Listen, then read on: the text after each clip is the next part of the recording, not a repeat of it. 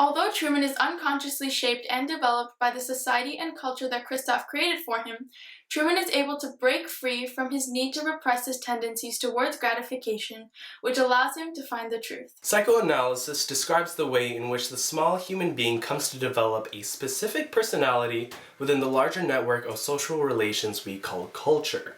People usually develop their personalities based on their environment and who they grow up around with. It begs the question, to what extent are we shaped by our environment as opposed to our biology? Steven Pinker, a psychologist, touches on this topic through the blank slate. The idea that all humans are the same at birth and that whatever each develops into is the result of education, experience, etc. And furthermore, we can control what each individual develops into by changing their upbringing. What it suggests is that children are shaped not just by their parents, but in part by their genes, culture, and their peer groups. Truman's personality was in a way shaped by Christoph. His environment was crafted specifically for him alone. Taped in the world's largest studio, one of only 2 man-made structures visible from space. He is in fact the first child in the world to be legally adopted by a corporation. Everyone he thinks he knows is just an actor. His social relations with the citizens of Sea Haven are true. It's all real. Nothing here is fake. Nothing you see on this show is fake. It's merely controlled. One of the techniques that Christoph uses to control Truman is through a behavioral phenomenon called the classical conditioning process. Watson and Rayner, 2 psychologists, created the famous Little Albert experiment, which explores this idea. Little Albert was a 9-month-old infant who was tested on his reactions to various stimuli. He was shown different animals such as a rat, rabbit, or monkey. The animals were presented, and seconds later a hammer was struck against a steel bar. This was done 7 times over the next 7 weeks, and each time Little Albert would burst into tears. Little Albert would only have to see the animals and would immediately show every sign of fear. He would cry whether or not the hammer was hit against the steel bar. In addition, Albert had developed phobias of objects that share characteristics with the animals. Watson and Rayner had shown that classical conditioning could be used to create phobias. Through the use of classical conditioning, Christoph was able to create a response in Truman similar to that of the one Watson and Rayner created in Little Albert. Through the use of technical base, Christoph has complete control over the show, from well-hidden cameras to special effects such as weather. Christoph wants to keep Truman on land, and to do this, he creates a storm that forces Mr. Burbank off the sailboat. Truman believes his father has drowned and develops a phobia of water. The death of his father as the conditioned stimulus has been associated with the unconditioned stimulus of the ocean to create a conditioned response of fear towards sailing. Truman's aversion to water is a phobia. A fear can be classified as a phobia if it is irrational and consistently urges the individual to avoid a particular situation. It is irrational when his phobia causes him to panic and retreat while crossing a plank to ride a ferry, as it is completely safe and there is no danger. Also, another mechanism that Christoph uses to control Truman is through suggestion and repetition. He does this by displaying different signs everywhere that suggest that traveling is bad, such as the newspaper headlines that read, "Sea Haven is the best place on earth." On television says praise to small-town life where you don't have to leave home to discover what the world's all about. Or posters that surround the office where airplane tickets can be purchased. Written on them, "Travelers beware." Have you bought enough travel insurance to protect against terrorists, disease, wild animals, street gangs, or it could happen to you, while showing a poster of an airplane getting struck by lightning. These repetitive suggestions help stimulate the fear of traveling that is already instilled within Truman.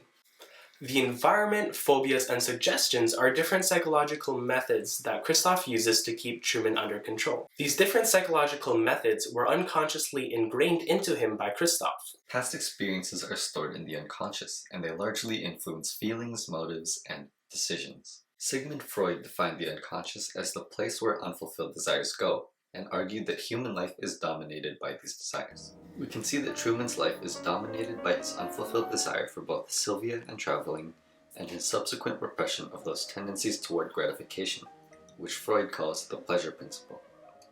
Truman denies his desires to get away, see some of the world, explore, due to the consequences that would result from him doing so. His desires and emotions were displaced. He directs his attention towards, at the time, his ill mother and Meryl, his wife. Truman was made to make the more mature decision and act in accordance with his reality.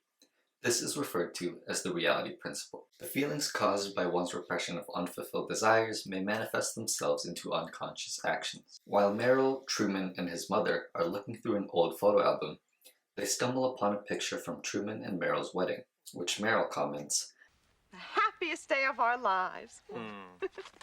Truman has a smile on his face, but he unconsciously shakes his head in disagreement. Unconsciously, he feels that his happiest days were the ones spent with Sylvia, but represses those emotions because he's a married man. Truman's unconscious actions eventually develop into something more erratic and unpredictable. He begins to exhibit symptoms of repression. After pointing out the patterns of the citizens, he locks Meryl in the car with him and drives around in loops. Truman ignores any logical thoughts, and in order to escape the island, he forces Meryl to take the steering wheel and drive over the bridge. Truman knows he wouldn't be able to do it himself due to his fear of water. In a state of hysteria, he is able to ignore his phobia and even asks Meryl if she wants to do it again. Also, he becomes more suspicious of the people close to him. He asks his wife, "Why do you want to have a baby with me? You can't stand me." That's not true. When Meryl begins to promote a product, he gets aggressive. What the hell are you talking about? Who are you talking to? I've tasted other cocos. This is the best. What the hell does this have to do with anything? Tell me what's happening! Well, you're having a nervous breakdown. That's what's happening. You're part of this, aren't you? He becomes so confused to the point where he holds a knife to his wife's throat and takes her captive in order to find answers. Truman suspects that there are people watching his every move, something which can be described as the Truman Syndrome, a delusion in which patients believe their lives are reality television shows, or that they are being watched by cameras in general. He believes that he is being watched. If he didn't know that he was being watched, he would just be talking to himself. This is also seen when Truman is on his boat yelling at the unknown. Is that the best you can do? You're gonna have to kill me! When he sings, "We're the drunken sailor and I am the morning." it acts as a defense mechanism to keep him sane when all of his actions are described as the exact opposite. Truman stops repressing his desires once he embarks on his quest for truth. The events of the movie were set into motion by the fall of the spotlight, Sirius 9 Canis Majoris, the spotlight which jumpstarts and figuratively lights the way for Truman's quest for truth. Truman, for the first time, is finally taking control of his life, both literally and symbolically taking control of the ship, the Santa Maria. He's in complete control of his mind and body, whereas Christoph was controlling it before. He ventures across the ocean in order to pursue the truth. Truman literally and figuratively hits a wall in his quest for truth. This begs the question, is the world out there any more true or real than the world of Sea Haven? Lacan proposed the mirror phase, which describes a young child's identification with its own image. The child identifies this image as self and other, and internalizes this knowledge as ideal. Truman, in the same way, has an ideal image of himself. He lives in the perfect community where he acts as the perfect, upstanding citizen. It is the basis of all his relationships. But, as soon as he realizes that it is all fake, he needs to find his identity elsewhere, leaving behind his old relationships. What is a friend, mother, or lover? Truman's language is built on lies, which changes the way he's able to perceive and interact with the world. He doesn't know what a real friend, mother, or lover is, because everyone he grew up with is an actor. Therefore, he must leave Sea Haven, a place that has set limitations on his language, in order to find the true meanings behind these words. Once Truman is able to gain language, he will understand that he's his own person who is separate from the person who Christoph made him out to be. Truman represents the excess of mass media, the obsession with 24/7 coverage, and even the covering of a person's entire life. In this case, ignorance is bliss. Truman was living the ideal life. In the same way, we would see this in our lives. We can see everyone's lives on social media.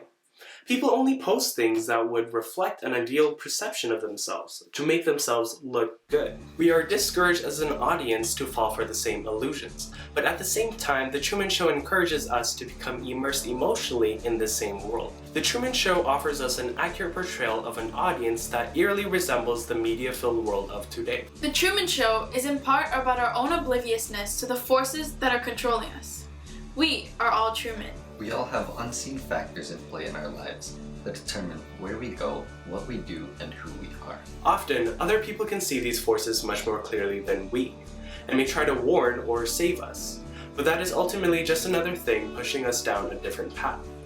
Like Truman, we all have the ability to see the truth, but it is up to us to act on it. And like always, thanks for watching.